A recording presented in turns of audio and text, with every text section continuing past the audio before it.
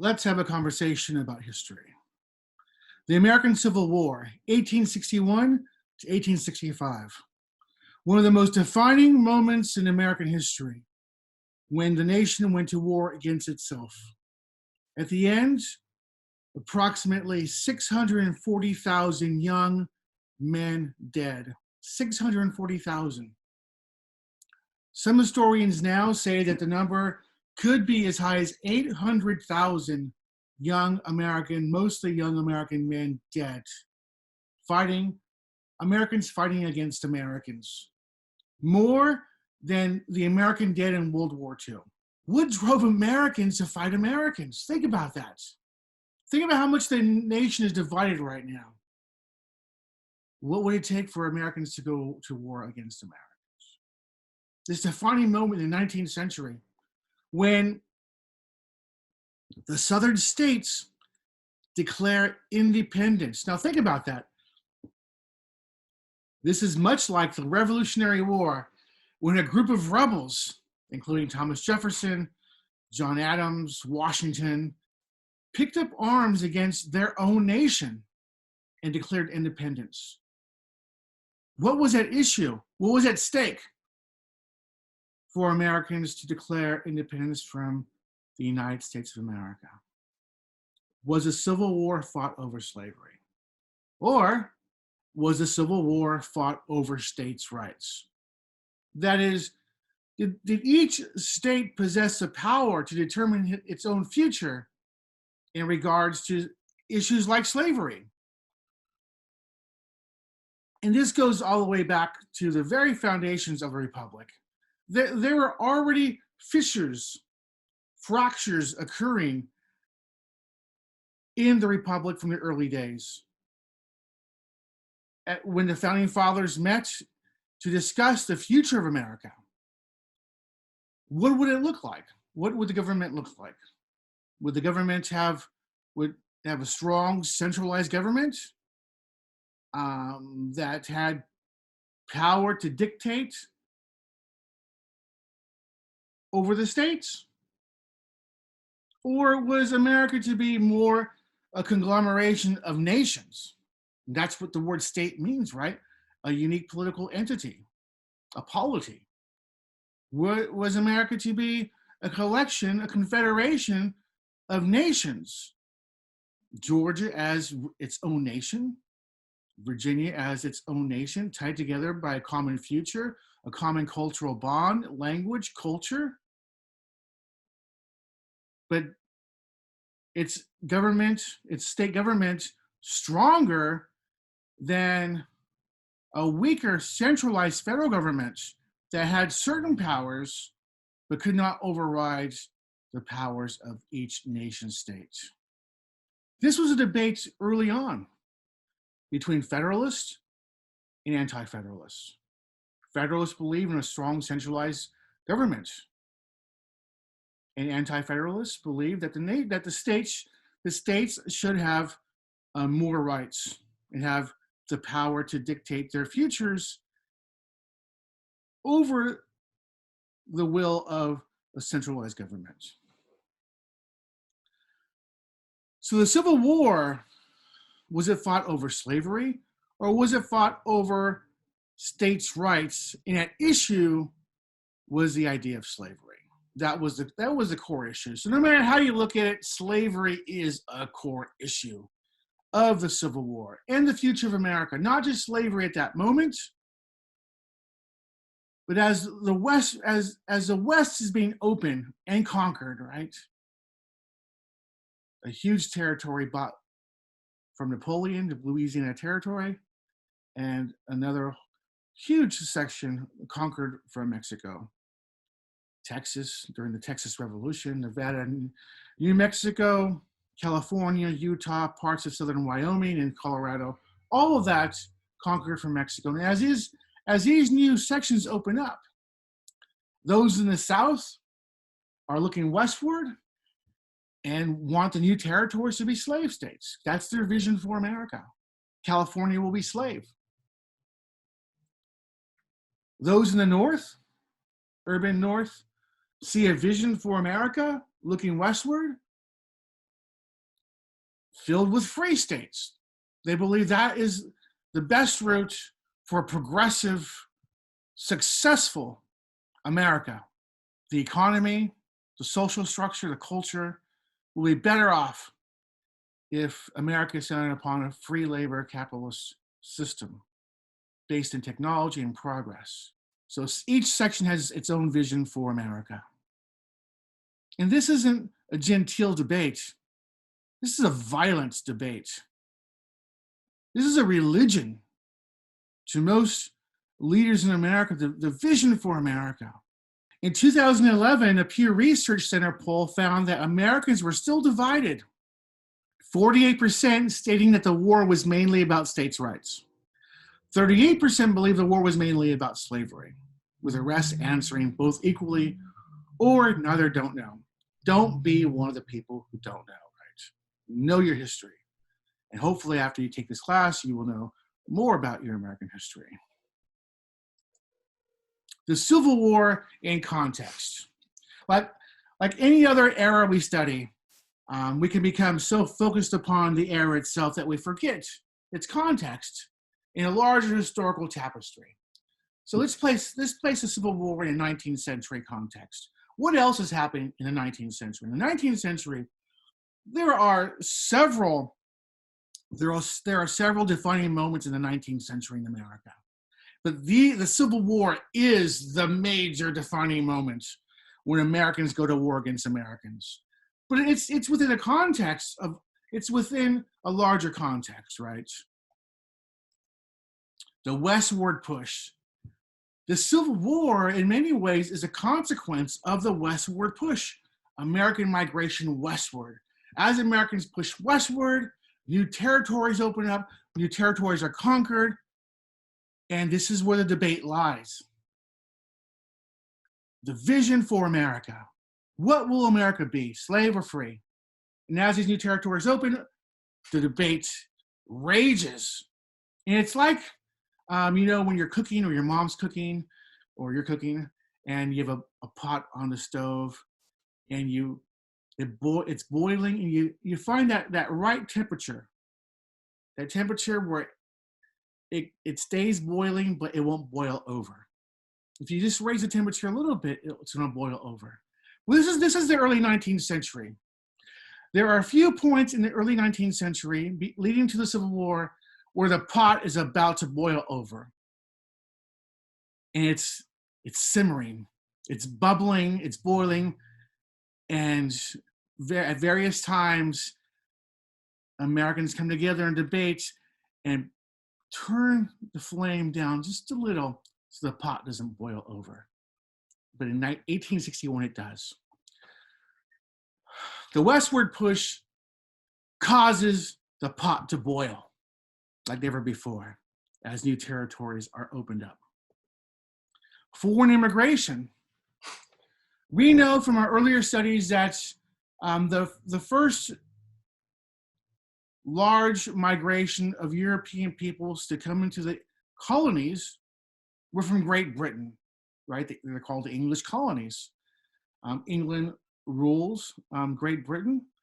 Most of the people, overwhelmingly, were from Great Britain, English, Irish, and Scots.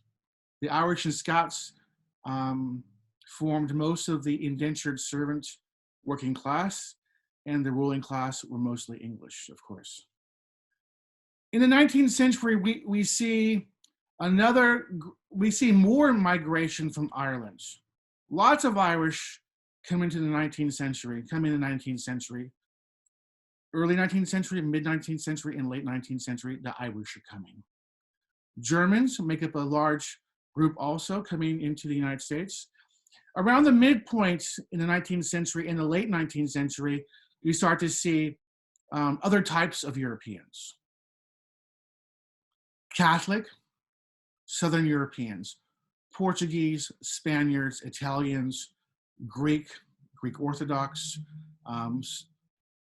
Russian Orthodox, those types of people now are coming to the United States. Also lots of Jews in the 19th century, and toward the middle to late 19th century, the Chinese.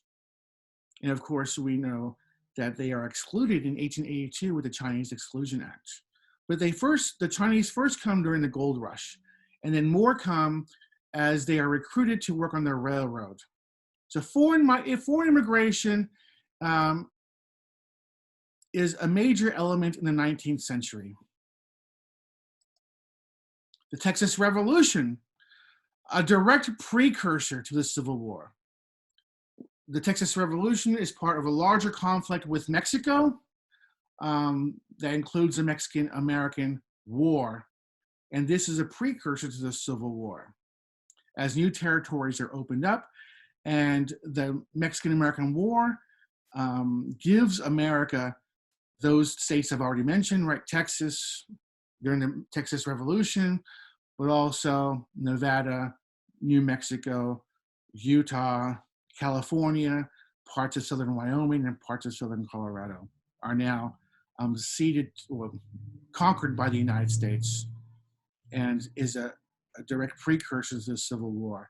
Because, as I said before, Americans now are arguing, debating, and fighting each other over the future of those new territories and states. Will they be free, or will they be slave? This is not a genteel debate. People are fighting over this, beating each other up, shooting each other. As Americans are pushing westward, Native Americans are dying. As white Americans, Anglo-Saxon Americans are pushing westward, they're taking over lands where Native Americans have lived for hundreds and thousands of years. And they are just too foreign for Americans. They can't be assimilated unless they completely leave off their native language, culture, dress, and completely assimilate into Anglo-Saxon American culture. Because any trace of their native culture is anathema to Americans. It's pagan, it's heathen. And we've already gone over this in a previous slideshow presentation. This is all based in the Bible, right? The westward movement's based in the chosen people concept in the Old Testament. Moses, Caleb, Joshua, as they enter the promised land. And what does God say about the heathen? Kill them all because they worship foreign gods. They cannot be assimilated because they are unclean and they are heathen. And this is the attitude that white Americans have toward natives. They are savage, they're ignorant, they're even subhuman, perhaps, not even human. God put them here as precursors to hold the land until the rightful owners, white Americans, came and overtook the land. They're rightful inheritors of the land. And in some writings, some thought during this time, the Native Americans are no different than flora and fauna. The landscape must be transformed, and native species will be annihilated, and Native Americans are part of the ancient flora and fauna that must either assimilate or die off. And this is God's will. The California Gold Rush is part of this time period. Manifest Destiny is one of the overarching themes throughout the 19th century. The westward push, the Revolution, the Mexican-American War, the Gold Rush, the Native American conflict and genocide are all influenced in some ways by this idea that Americans, white Americans, are hand-chosen by God.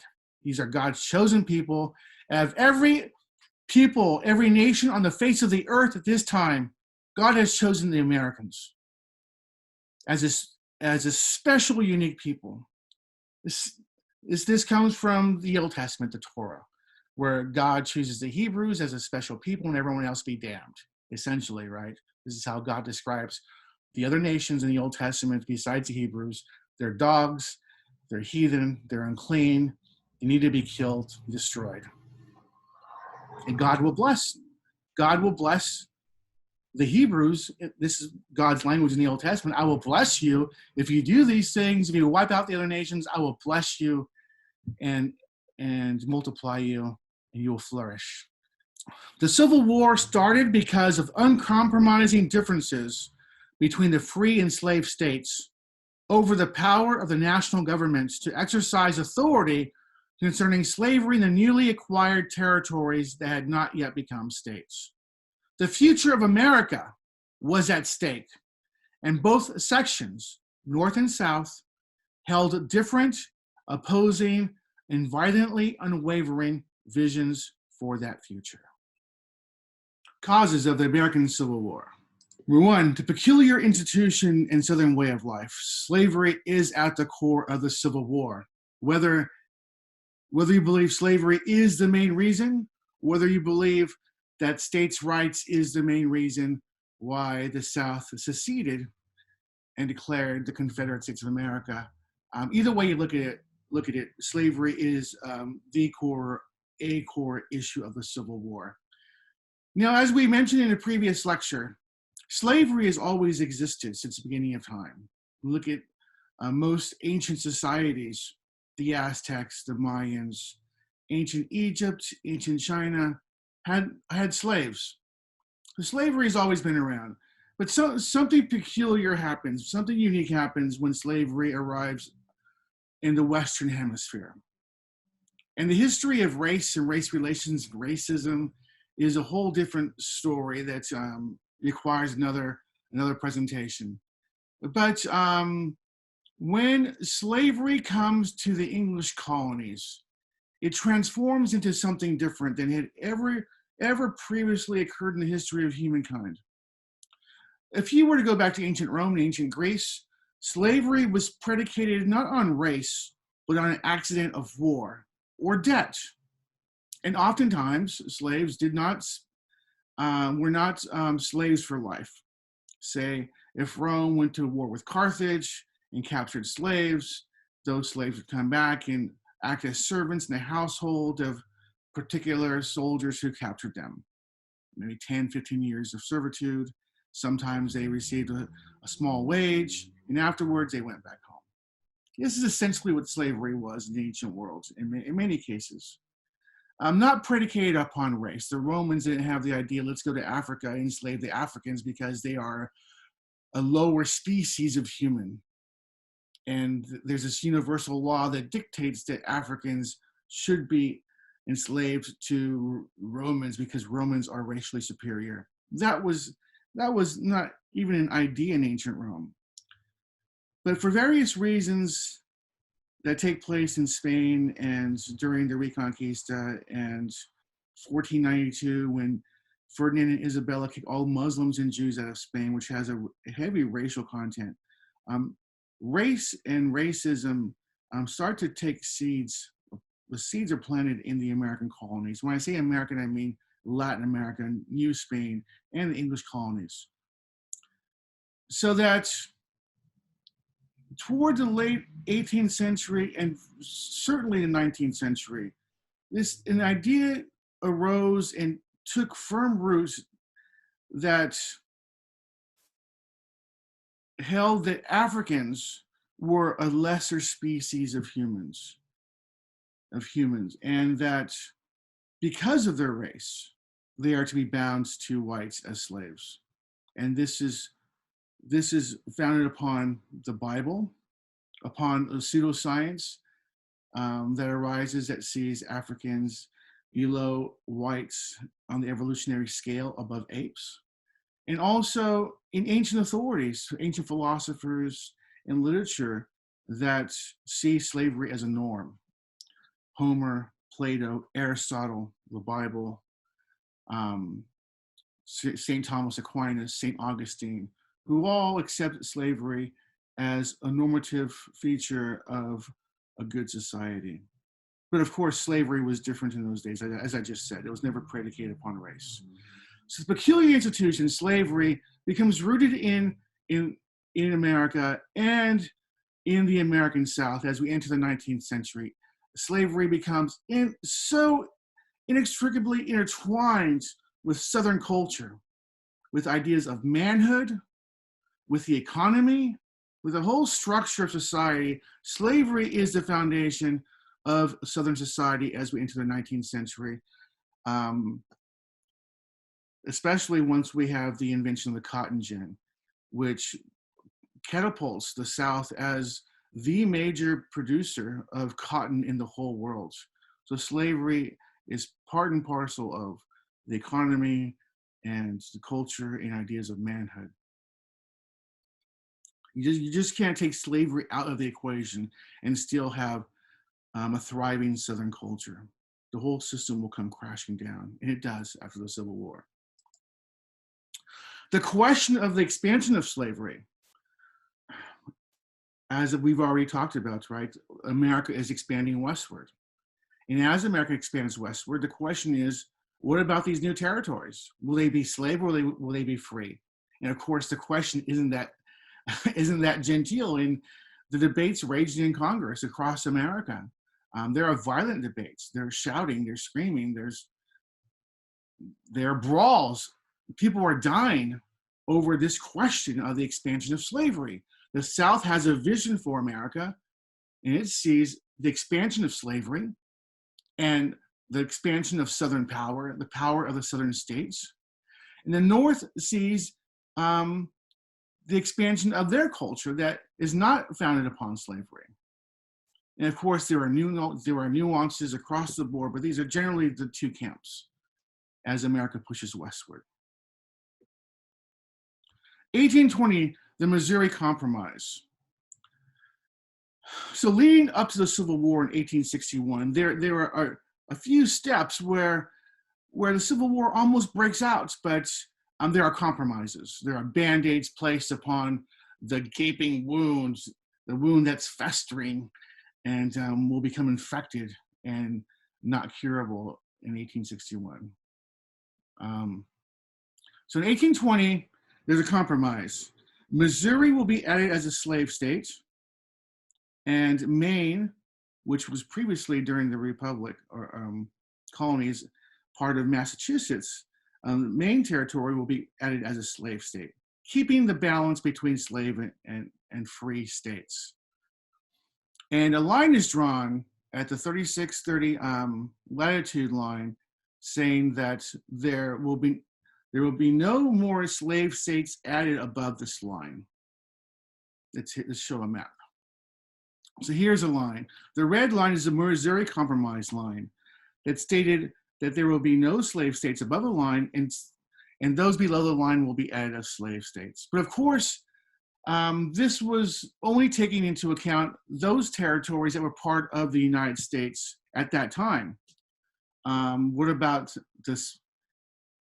all those territories to the west that America had its eyes on, but were at that time part of Spain and Mexico? What about the Mexican territories? That will open up a whole new can of worms, a conflict after the Mexican-American War.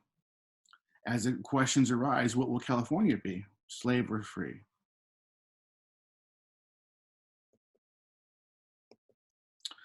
(1854), the KansasNebraska Act. As America pushes even further westward, Congress came up with this idea, well, why don't we let the states decide for themselves? Popular sovereignty will decide whether that new state will be free or slave. So Kansas and Nebraska were opened up as new territories, new states. And Congress said, well, let the pioneers decide. And so you can imagine what occurred. Both sections, North and South, sent settlers into those new states to gain a majority vote. And almost from the very start, right, there are battles. There are bloody battles. People were dying. Americans are killing each other. In some ways, the Civil War has already broken out 7 years before it actually happens, because Americans are already shooting each other, killing each other over this idea of slave or free. And so the time and place is often referred to as Bleeding Kansas, 1854. Each of these is a step closer to the Civil War. Each of these divides Americans even further. 1857, the Dred Scott decision, Dred Scott versus Sanford. Dred Scott was an African slave who was born in Virginia. His original master took Dred Scott to a couple of different states. Born in Virginia, he traveled to Alabama and also to Missouri. And during that time, his original masters died, and his new master took him to two free states, Illinois and Wisconsin. In the meantime, Dred was married to a woman named Harriet, and having lived in free states, they filed for their freedom because they believed that since they were in free states, that they should be allowed to enjoy freedom. In 1850, they win their freedom in a lower Wisconsin court, but then overturned by a higher court in Wisconsin. Dred Scott eventually appeals to the Supreme Court.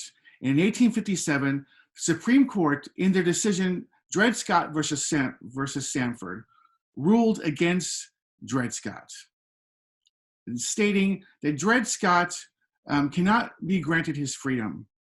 Number one, because slaves are not U.S. citizens, and as such, do not have the right to appeal to the Supreme Court. Number two, that the Missouri Compromise in itself, which outlawed slavery above a certain line, was unconstitutional because Congress does not have the right to dictate which states can or cannot be slave or free, that they should be left, that the question should be left up to popular sovereignty. And this decision angers abolitionists and adds fuel to the fire for the anti-slavery cause, further dividing America. Dred Scott eventually does receive his freedom. His master releases Dred Scott, but Dred Scott is an old man, at that time, an old man, and only enjoys his freedom for 1 year before he dies, unfortunately. 1859, John Brown's raid on Harper's Ferry. John Brown was a fierce, fire-breathing abolitionist, and he believed he was led by God. He received visions from God that he was to destroy slavery. In 1859, he, along with a couple of dozen conspirators, tried to take over the federal arsenal at Harper's Ferry, but were found out and captured. He never started a revolution, but he became a folk hero to abolitionists in the North, and of course, a hated person, a villain in the South. Finally, after the widening chasm, right, over in the early 19th century, as each of these events led further and further into the abyss of civil war, the election of Abraham Lincoln was all the South could take. It was the final straw to the South. And in 1860, South Carolina secedes from the Union. In 1861, the Confederate States of America form a new nation, not recognized, right, by any other nation in the world, but because they lost, where they form a new nation in 1861 and declare their independence from the USA.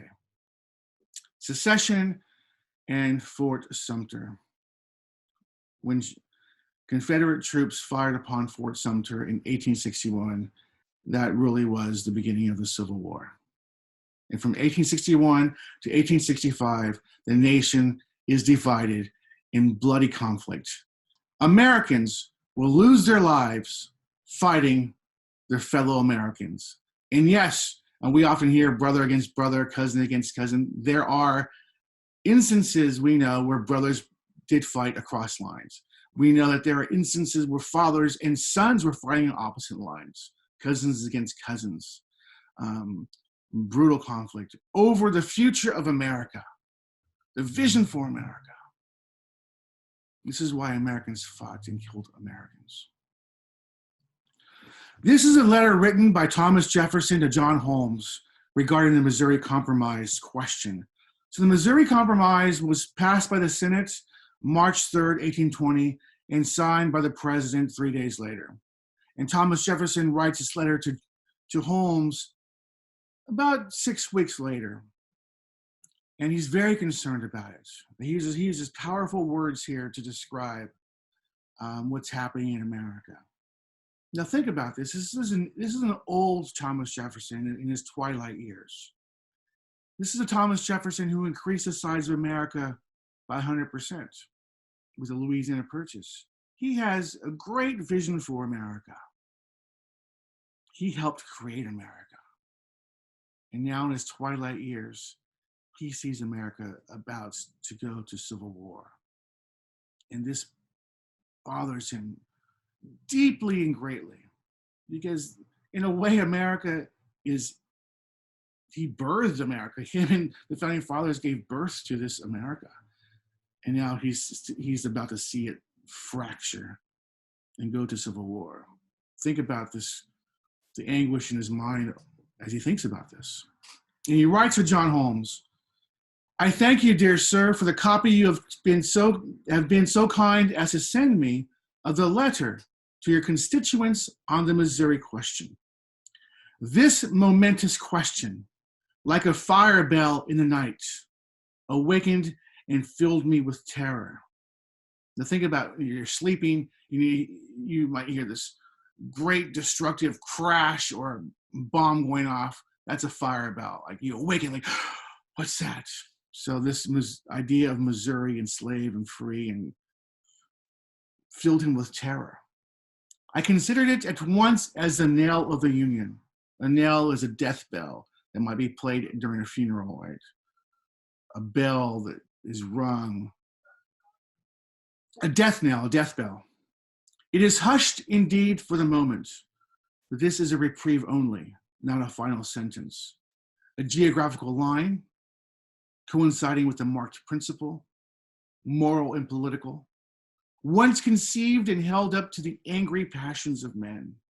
As I said before, right? This is not a genteel conversation that people were having over slave and free.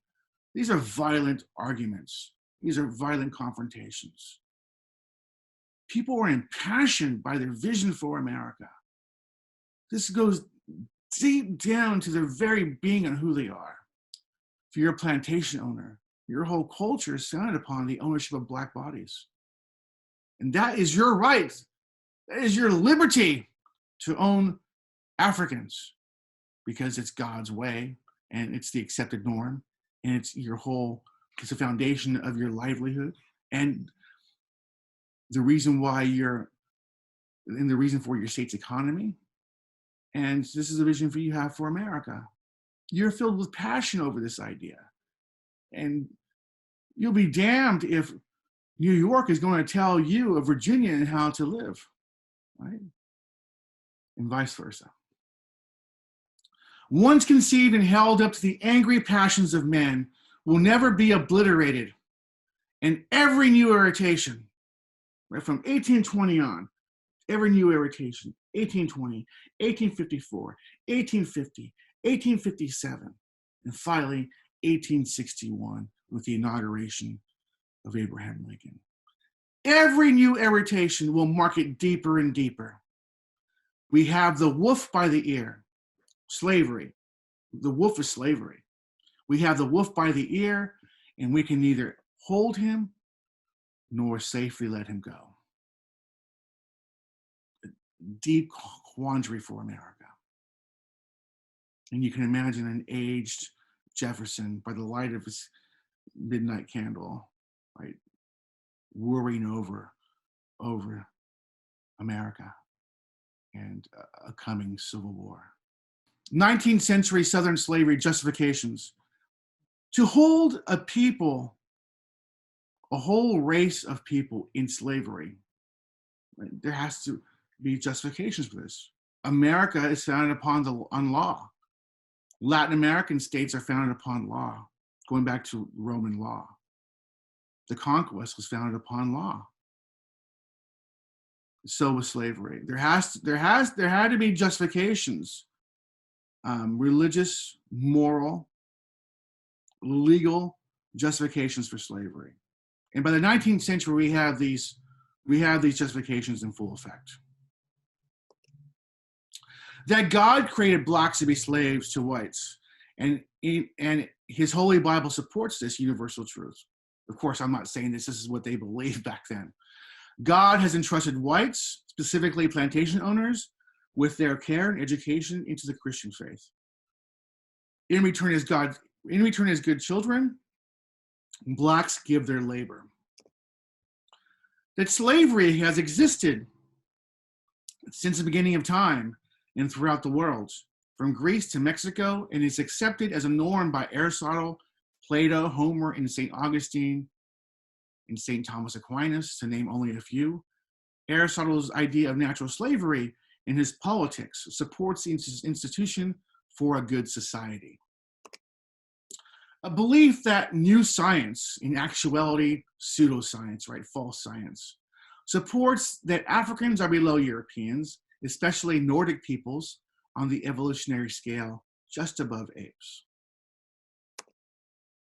And here are some ancient justifications for slavery. Aristotle in the Politics says, "For that some should rule and others be ruled is a thing not only necessary, but expedient. From the hour of their birth, some are marked out for subjection, others for rule." Now, this is never in ancient, medieval, Renaissance worlds was slavery ever predicated upon race. Aristotle believed that slaves were born into every family, every economic position. Some people were just born not very smart, and born not very smart and very capable with their bodies. And those people should be made slaves. But that slaves should not be mistreated, that they should be honored as slaves, as those who give their labor to support classes who are more intelligent. So his slavery is based on merit, not upon race or family connection, but simply upon the innate capability and intellect of a person at their birth. And indeed, the use made of slaves and of tame animals is not very different, for both with their bodies minister to the needs of life. Very practical idea of slavery. But slavery, in Aristotle's mind, is a norm of society. For a good society, there must be slaves, a well-run society. Plato, in Gorgias, says, "Nature herself intimates that it is just for the better to have more than the worse. That those who are better people, should have more than those who were born with less intellect and less ability. The more powerful than the weaker. In many ways, she shows among men as well as among animals, and indeed among whole cities and races, that justice consists in the superior ruling over and having more than the inferior." St. Augustine, one of the pillars of the ancient Christian church, the beginnings of the Catholic Church, in the famous work, City of God, says, and this is another element that's very fascinating, that we see some of this in modern society, right? "The prime cause, then, of slavery is sin, which brings man under the dominion of his fellow. That which does not happen except by the judgment of God, with whom is no unrighteousness, and who knows how to award fit punishments for every variety of offense." So this idea is that someone is a slave because they have done something wrong.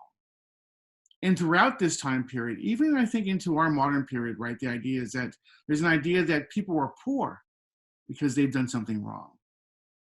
That somehow God has punished them, and that's why they're poor, or at this time, that's why they're a slave.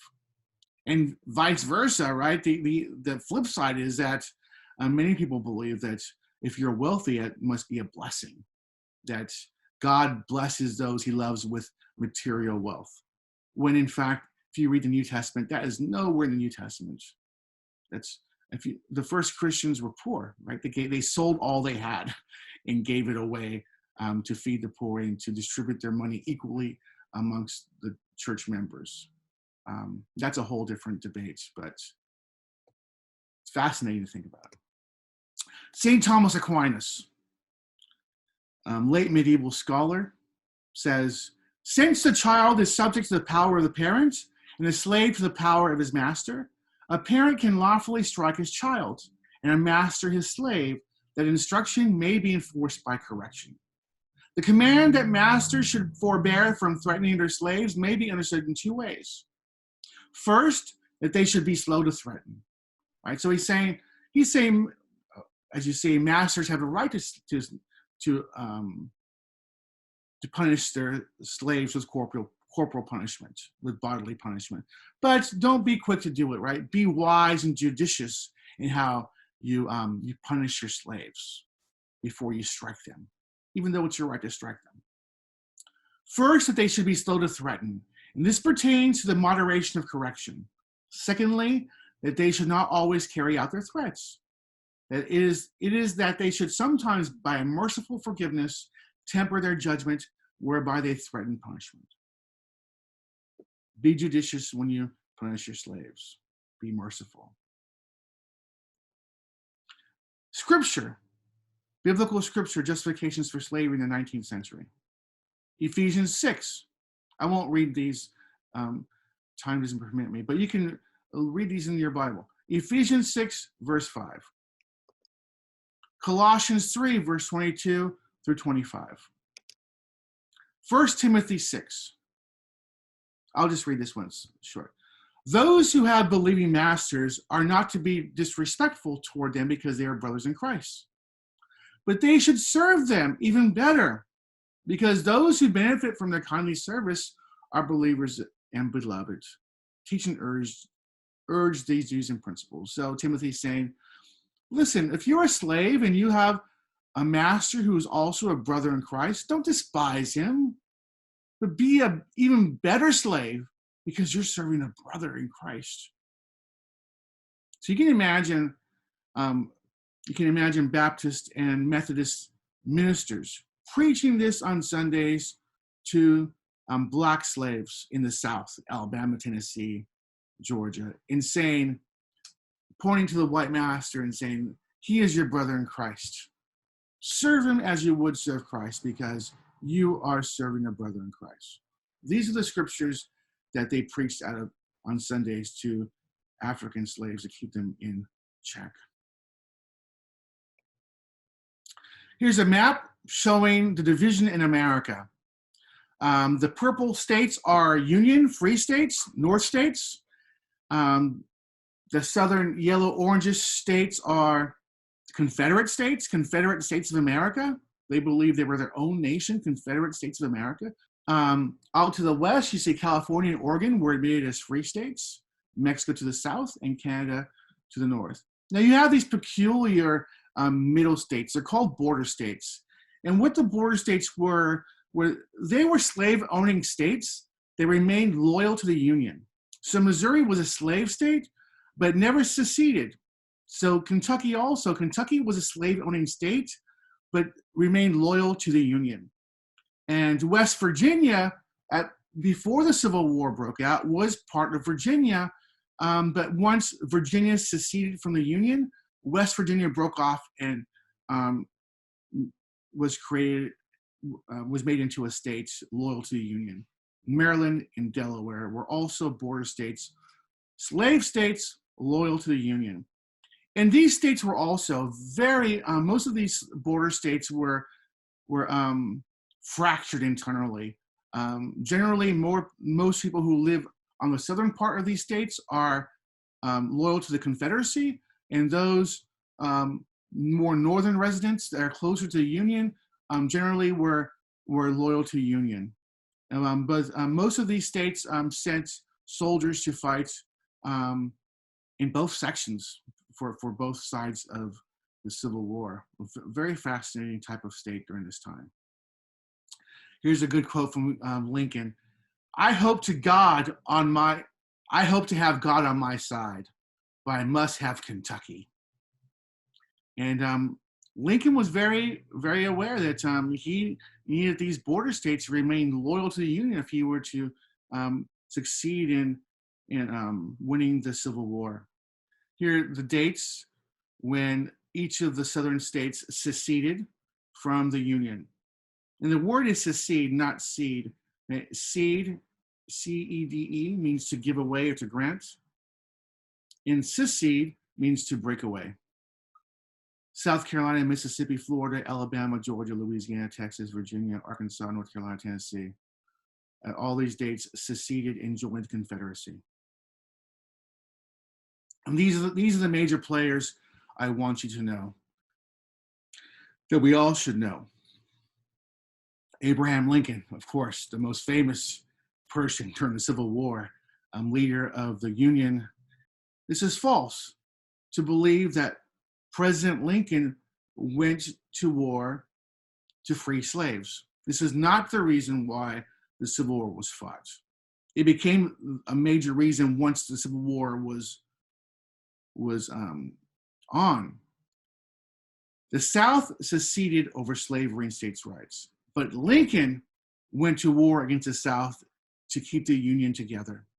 Lincoln could have said, and I'm sure there were politicians in the United States that said, let the South go.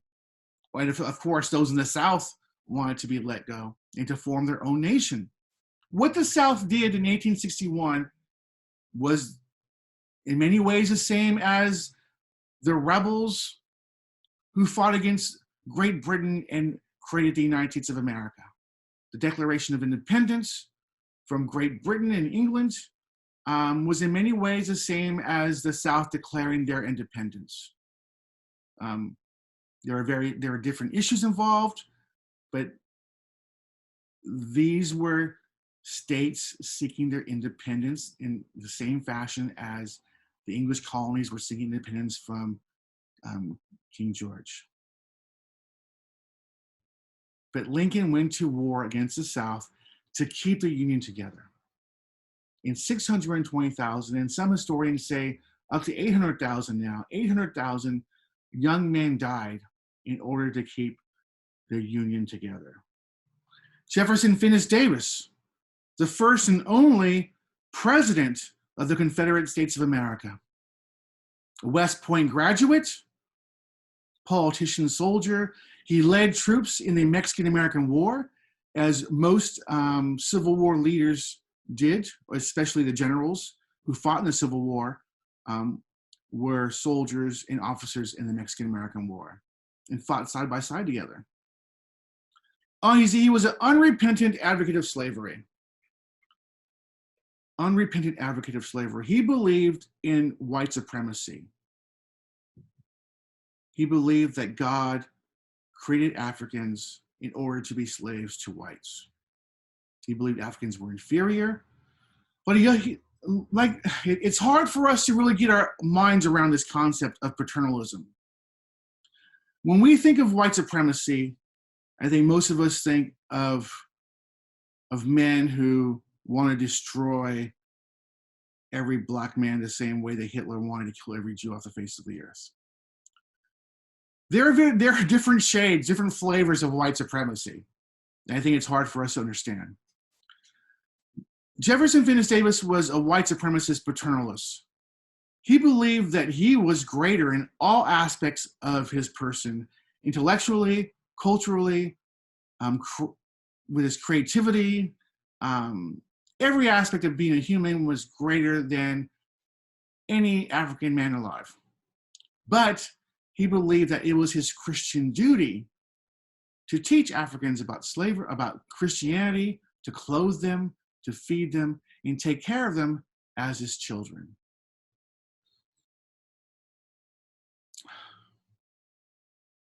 Here's a quote.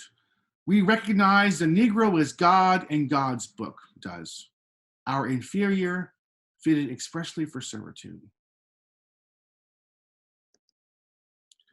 Confederate General Robert E. Lee, who was not a big supporter of slavery, right? At first, he was commissioned by President Abraham Lincoln to lead the Union troops against the South. He was first leader of the Union forces, but General Lee was a Virginian, and people at this time were fiercely loyal to their regions, to their colonies and then states.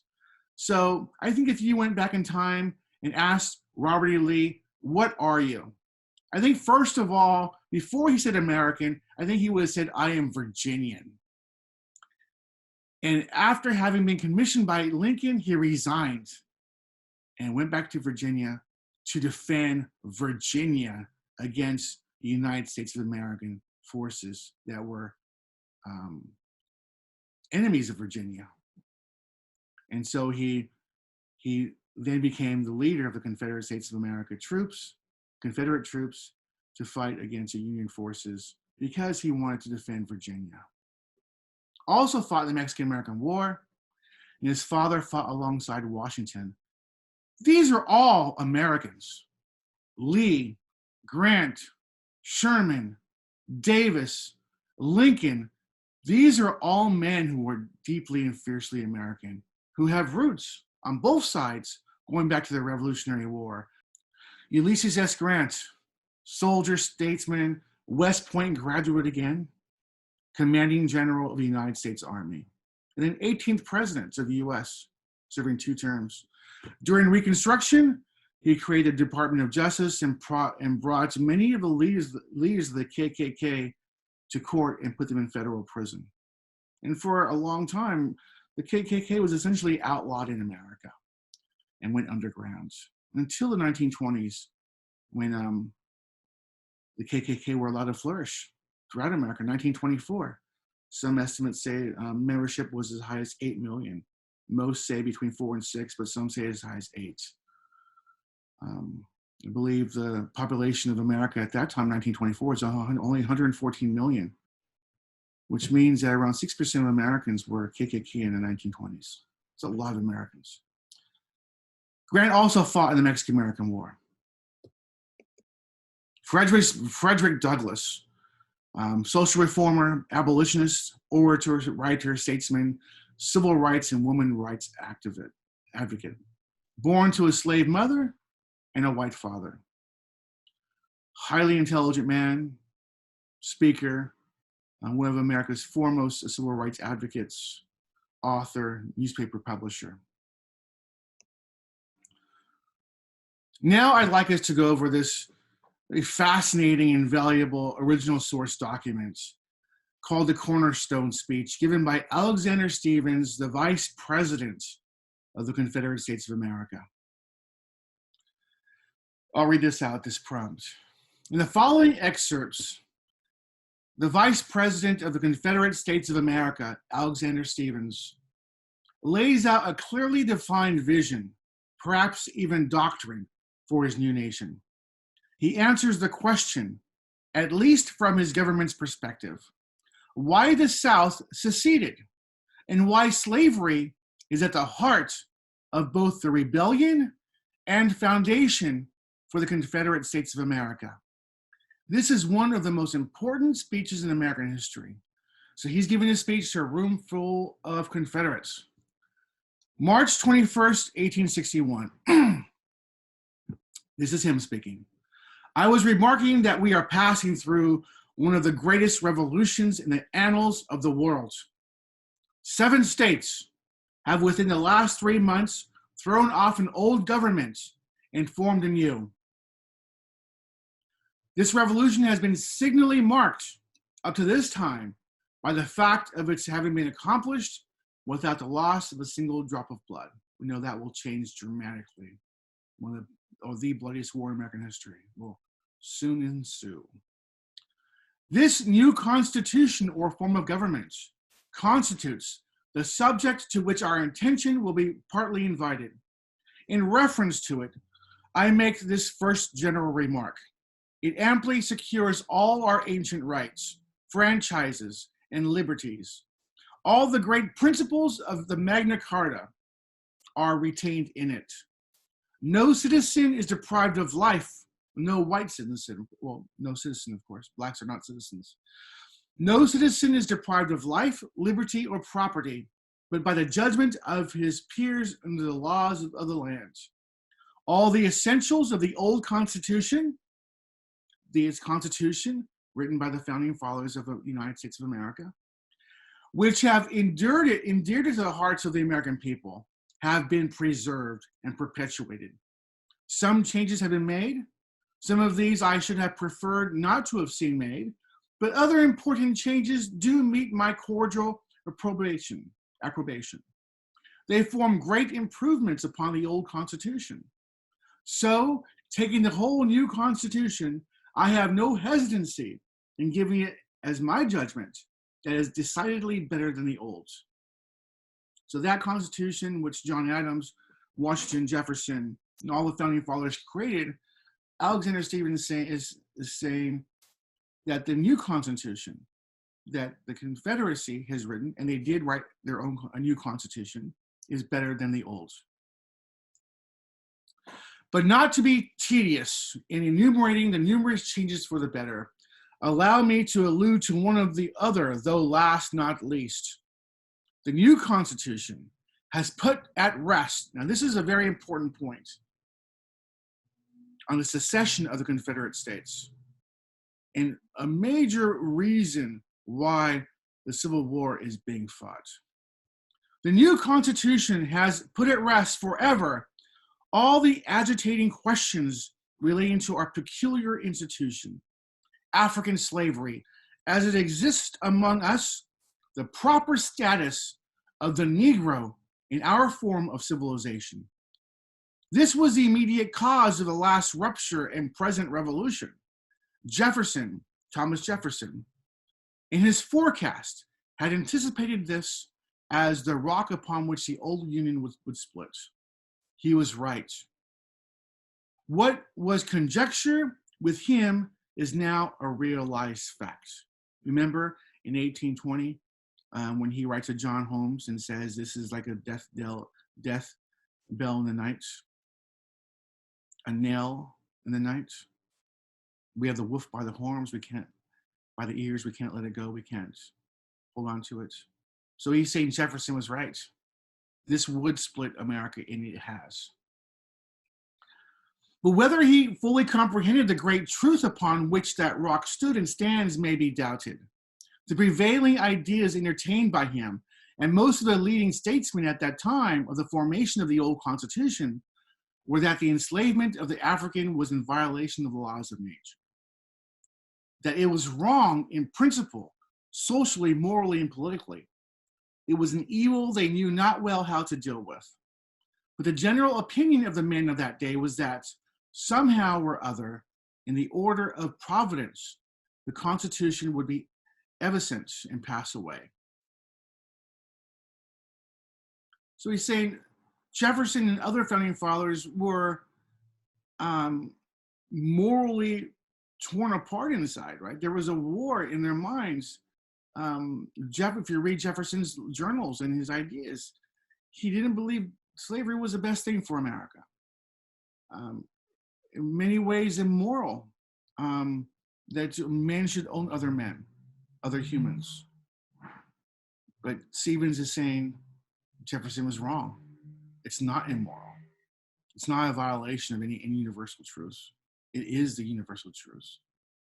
Black enslavement is a universal truth and morally right. This idea, though not incorporated in the Constitution, was a prevailing idea at the time.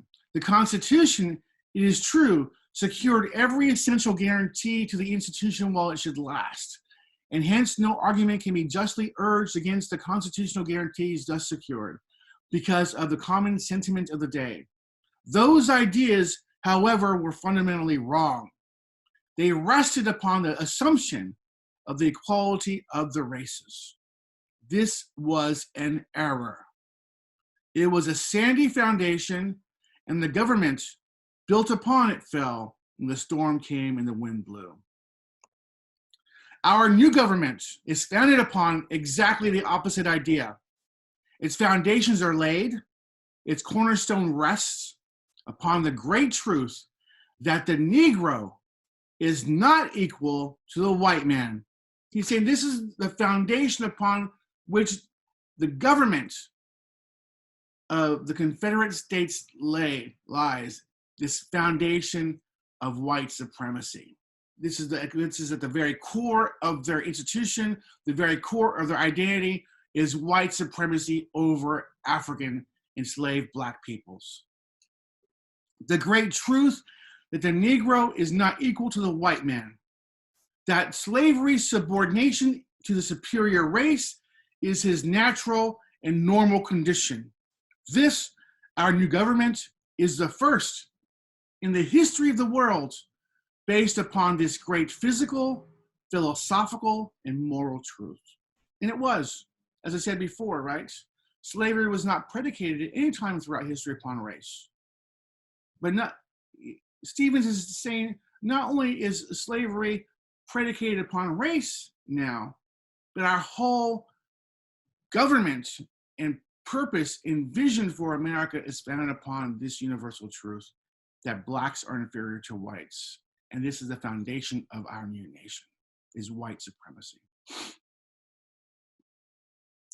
This truth has been slow in the process of its development, like all other truths in the various departments of science.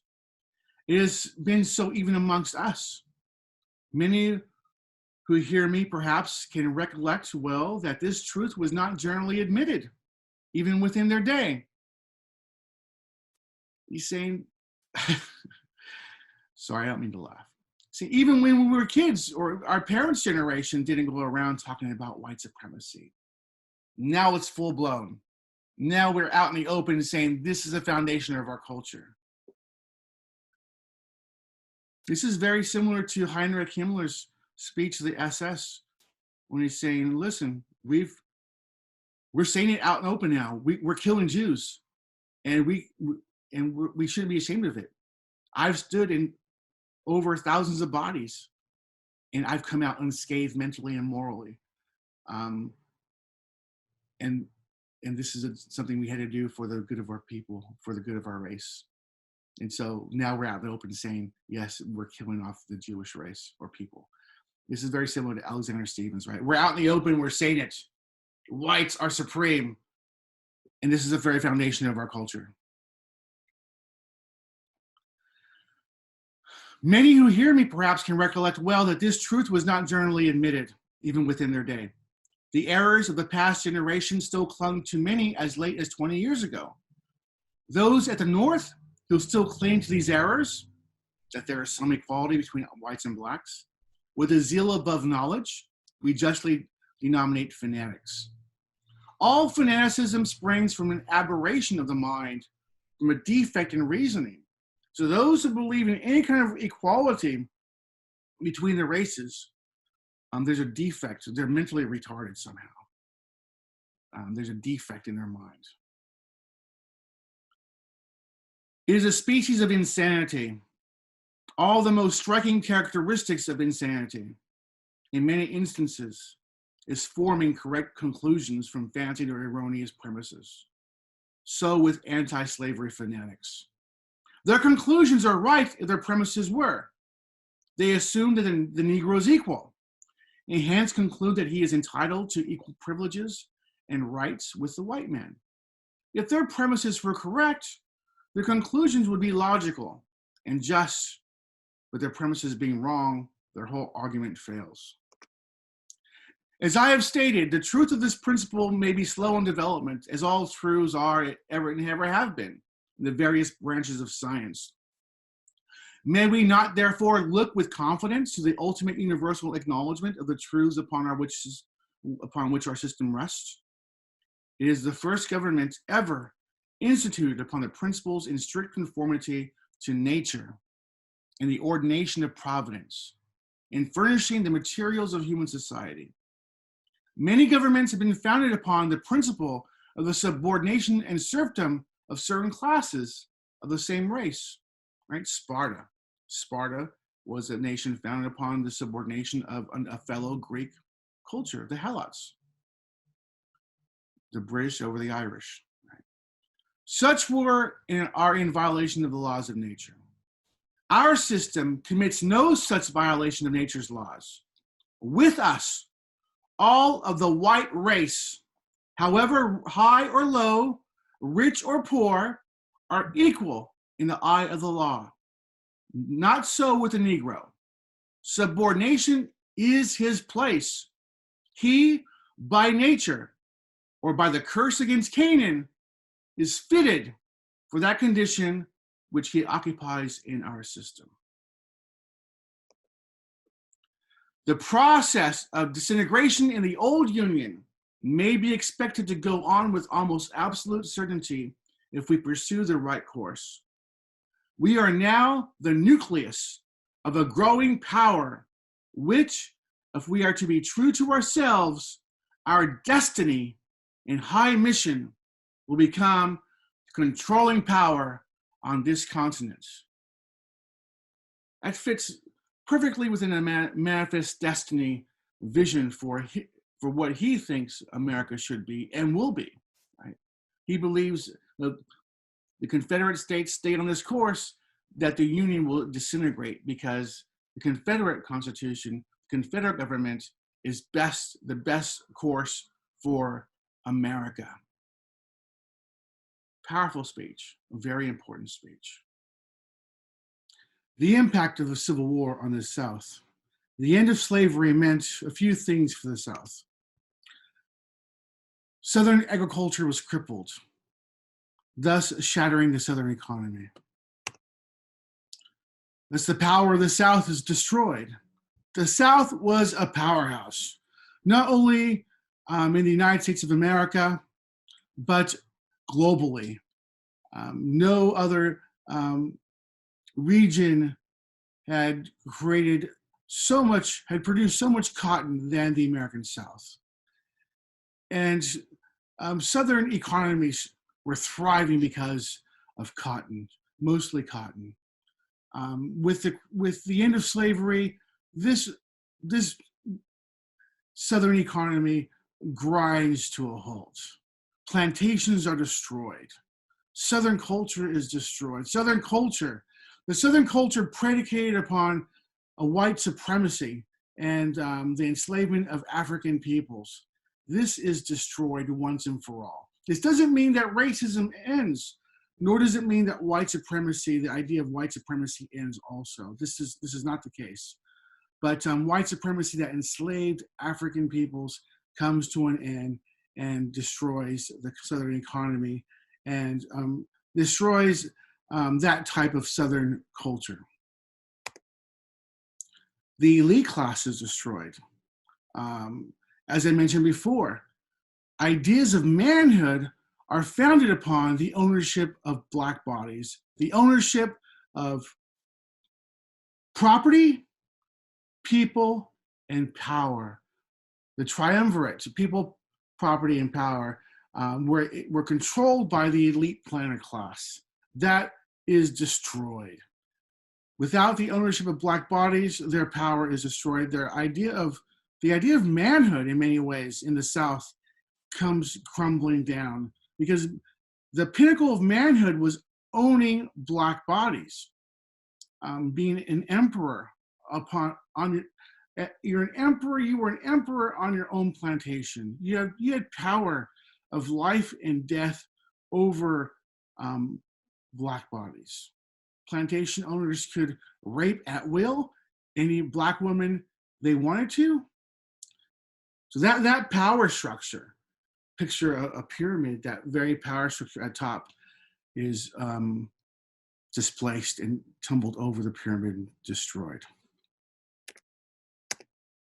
The end of the unique Southern way of life founded upon the ownership of Black bodies, yet white supremacy continued.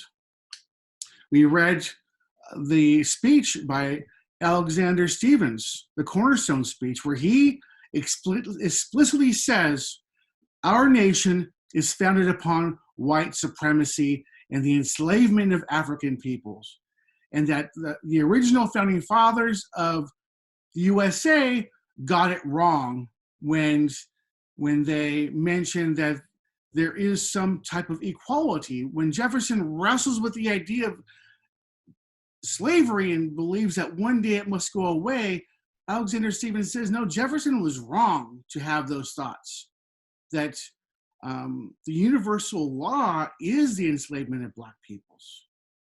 So this idea still continues in the South. Just because slavery is destroyed does not mean that racism or white supremacy goes away. White supremacy is still there. Just because the North defeats the South and the North attempts to remake the South in its own image during Reconstruction and forces the South to hold elections and forces the South to allow blacks to vote, whites, most whites in the South are not having it. They see themselves as an occupied nation, defeated militarily, but not defeated mentally and spiritually. And the idea of the lost cause still continues in the hearts of Southerners for many years, and perhaps even till today in some ways. And this idea of white supremacy, that whites are indeed above blacks, continues in the South. And we see the rise of the KKK, the formation of the KKK, December 1865. And the KKK still exists in America. With the defeat comes humiliation, and lingering distrust of Northern values and people. Just because the Civil War is over, politically, militarily, does not mean it's over in the hearts and minds of Southern people. Remember that. Results of the Civil War for African Americans. The Civil War ends 220 years of slavery. From 1640, and I count it from 1640 because 1640 is a year when John Punch, and every American should know this name. We should learn this name in elementary school. John Punch was the first black man to be sentenced to a life of servitude in the English colonies in what will become the United States of America. Remember, he ran away with two of his fellow white indentured servants. When they were caught, the white indentured servants were given more years, but eventually could work off their servitude. But John Punch, who was a black indentured servant, and usually indentured servants serve between 7 and 10 years, average about 7 years. He received a life of servitude, durante vita, Latin for throughout life, until he died. He was the first African man to be sentenced in the English colonies that we know of to a life of servitude. And that began what would become black slavery in America, and it ends in 1865. 220 years of African peoples enslaved in the US. 4 million slaves gained their freedom. We approximate 4 million because that was the count in 1861. So around 4 million slaves gained their freedom at the end of the Civil War. White supremacy brutally imposed in the South after the Civil War. Think about this. Africans were enslaved for 225 years in the South. Well, first all throughout America, but lingers in the southern states in the 19th century. Whites ruled supreme over blacks for that many years, especially in the South. Try as much as possible to put yourself in the shoes of a white person living in Virginia, Georgia, Tennessee, South Carolina, when blacks receive their freedom. What's going through your mind? Whites are afraid. Rightfully so, right? They've enslaved this people for 225 years. And now they're free in the streets. So there's anxiety. There's fear. There's fear of reprisals, retribution. And it's surprising to me as a person, as a man, as a historian, why there weren't more uprisings, why free blacks didn't seek reprisals, didn't seek retribution, revenge, vengeance upon whites, and they didn't. It's amazing how much they didn't seek revenge. And they had the right to, I think, but they didn't. Amazing. But whites still weren't content with the freed African Americans. And so groups like the KKK formed. The most famous, the KKK, the Ku Klux Klan, formed in Pulaski, Tennessee, December 1865, as a terrorist organization to keep blacks in check again. Remember, African slaves were confined geographically, mentally, spiritually, economically, socially. They were confined to a very particular niche and geographical location. They couldn't step out of that. And all of a sudden they are. They're walking the streets, they're forming clubs, their churches are out in the open. They're free. And whites can't handle this.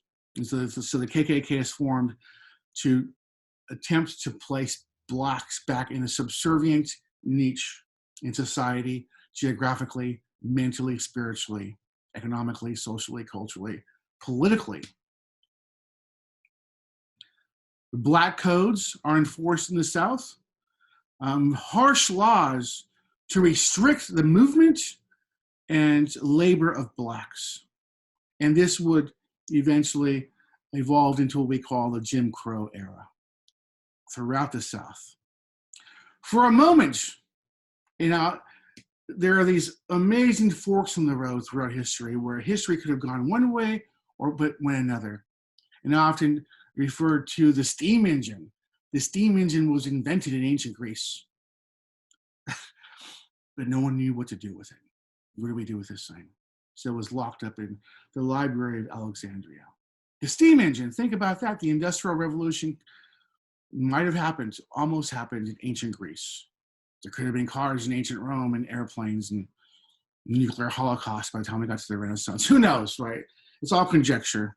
It's fun, but not very productive to think about that. Not real history, but it's interesting to think about. After the Civil War, we have an era called Reconstruction, where the North divides the South into military districts and imposes their will on the South and says, you are going to do things like we run our nation. And they force the South to hold open elections. They force the South to allow blacks to vote. And blacks, free African Americans, are elected to Congress, to the Senate. They become political leaders. For a short while, the Civil Rights Revolution was happening in the late 1860s and 1870s. The Civil Rights Revolution was happening. But there's a huge backlash from the South. There's two major factors to Reconstruction. One was to impose equal rights for African Americans in the South. And hopefully, some way, the South would accept it. The North is passing legislation, 13th Amendment, 14th Amendment, 15th Amendment. And the South seems to be pushing back at every moment. But that was the first fundamental factor of Reconstruction, was to grant equal rights in some way to African Americans, but also to reconstruct the South, the same way we did with the Marshall Plan with Germany and Japan. We rebuilt those nations, right? So this another aspect of Reconstruction is to bring the South back into the fold and not try Southern leaders for war crimes, not take them to trial, right? General Lee is allowed to go free. He's allowed to tour Europe and come back to America with his wife and live out his life. And there are not harsh reprisals for Southern leaders. And the idea is to heal white America, heal of its wounds, and that's part of Reconstruction. So what happens in 1877 is that factor takes precedence. The healing of America, the healing of white brotherhood, takes precedence over black rights. And black rights are pushed to the side, even stymied. Not even pushed to the side, but destroyed. And it takes another 100 or so years, 80 years, for the Civil Rights Revolution to come full force after World War II, as black GIs return from fighting Europe, fighting the Japanese in Europe and the Pacific theaters. And they come back invigorated after having fought the vision of the Third Reich, vision of Imperial Japan. And they come back after having fought those racist ideologies and encounter racism again in their hometowns, in their home states, and the Civil Rights Revolution is on. Returning GIs are the foundation for the Civil Rights Revolution in the 1950s. And so, but it almost happened during Reconstruction, but white Southerners could not take it. They redeemed their states, and they're called redeemer governments that come back, and there's a huge backlash against Black politicians and Black rights and Black voters and groups like the KKK, intimidation by police, and the culture, white culture, seeks to place Blacks back in their defined niches with terror, intimidation, with the withdrawal of rights. And so we enter the Jim Crow era after the 1870s into the 1880s and so on into the 20th century. Legacy of the Civil War for the United States. The issue of slavery and extreme states' rights are settled once and for all. The Civil War settles that question. There will be no more slavery, no more slaves in the United States. Once and for all, that issue is settled. A nation politically divided from 1865 to, in many ways, the present time. As I said before, just because the Civil War is over, politically, materially, militarily, does not mean it's over in the hearts and minds of Southerners. And there's a huge distrust in the hearts and minds of Southerners for the northern states. The federal government, in many ways, is still the enemy of the Southern nations for many decades to come. Secession settled. States cannot secede, right, without going to war, without bloodshed being spilled. The USA is one nation, north and south bound, not the many United States with a lowercase u, but the one bound nation of the United States, singular. The United States is once and for all a singular proper noun going from the United States are to the United States is. One bound political entity controlled by a very strong central government.